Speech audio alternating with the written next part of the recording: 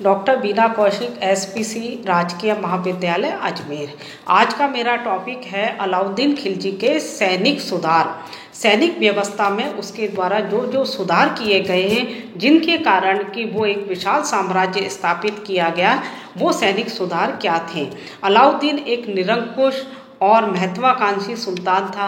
वो अपने छोटे से साम्राज्य से जो कि उसको प्राप्त हुआ था उससे संतुष्ट नहीं था।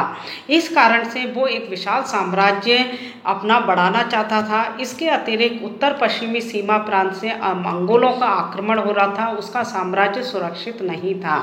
तो ऐसे कई कारण थे, विभिन्न प्रकार के होने वाले विद्रोह से अपने राज्य की सुरक्षा चाहता था। इन सब की वजह से वो सैनिक क्षेत्र में सुधार चाहता था। तो उसके सैनिक व्यवस्था में सुधार के उद्देश्य क्या थे। पहला उद्देश्य हम देखें, भारी आक्रमणों से साम्राज्य की सुरक्षा करना।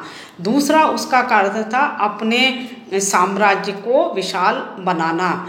तीसरा है उसका प्रमुख उद्देश्य मंगोल आक्रमण से साम्राज्य की सुरक्षा करना। चौथा, अपने शासन को निरंकुशता पर आधारित करना। वो एक निरंकुश शासक था, महत्वाकांक्षी था, विशाल साम्राज्य रखना चाहता था और उसका राजत्व सिद्धांत इस प्रकार का था कि कोई भी उसकी सत्ता का विरोध नहीं करे, चाहे प्रशासनिक अधिकारी हों, चाहे वो कर्मचारी हों, अमीर हों, चाहे उसके परिवार के सदस्य हों, उसके पुत्र हों या धार्मिक पदाधिकारी हों, सब उसके अधीन रहें। तो इतने निरंकुश शासक के लिए एक शक्तिशाली सेना का होना आवश्यक था, जिसके कारण वो उन सब पर नियंत्रण स्थापित रख सके। तो इन सब उद्देश्यों के कारण उसने अपनी सैनिक व्यवस्था में सुधार किए। अब सुधार के अंतर्गत उसने क्या कार्य किए। सबसे पहला उसके द्वारा कार्य किया गया कि अलाउद्दीन ने केंद्र में एक बड़ी और स्थायी सेना रखी और उस सेना को नगद वेतन देना प्रारंभ किया। तो दिल्ली सल्तनत का वो पहला सुल्तान था जिसने कि स्वयं की एक सेना रखी और इतनी उस सेना को नगद वेतन देना प्रारंभ किया। इससे पहले सुल्तान अपनी सेना की शक्ति और संख्या के लिए सूबेदारों, इक्तादारों, सरदारों, अमीरों की सैन्य सहायता पर निर्भर करते थे, जो कि भारतीय इतिहास में हम देखें तो भारतीय राजाओं की भी यही नीति रही है।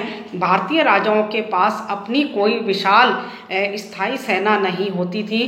राजपूतों काल में भी हम देखें तो उन्हें अपनी सैनिक शक्ति के लिए अपने सरदारों पर या अपने अमीरों पर निर्भर रहना पड़ता था। अलाउद्दीन ने इस व्यवस्था में परिवर्तन करके पहली बार केंद्र में स्वयं की या सुल्तान की सेना रखी और वो स्थायी रहती थी, जिससे कि वो सब पर नियंत्रण रख सके।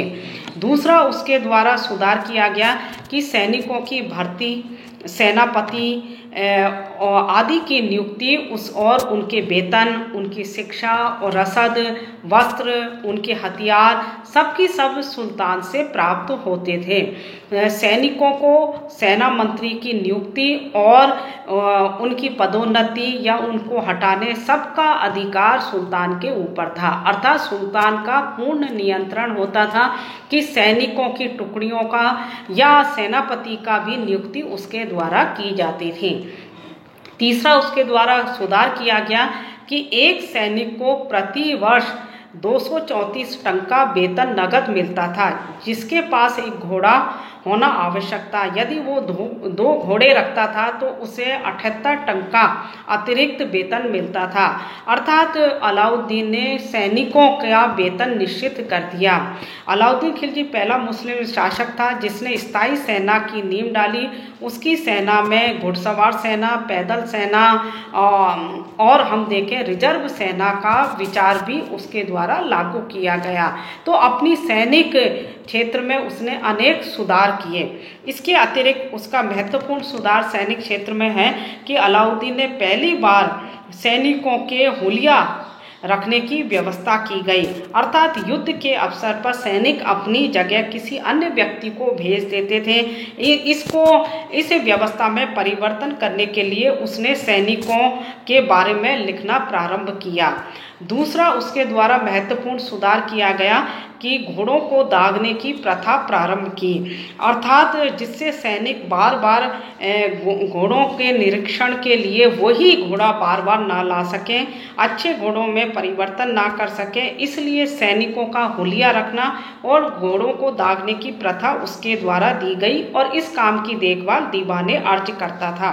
इसके अलावा सैनिक उत्तर पश्चिमी सीमा की सैनिक किलों की मरम्मत की गई, नए किले बनाए गए और सीमा सुरक्षा की ओर ध्यान दिया गया। इस प्रकार अलाउद्दीन की ने सैनिक क्षेत्र में महत्वपूर्ण सुधार किए, जिससे उसकी सेना उसके समय में सबसे शक्तिशाली बनी गई और वो अपने सभी उद्देश्यों में पूर्ण रूप से सफल रहा।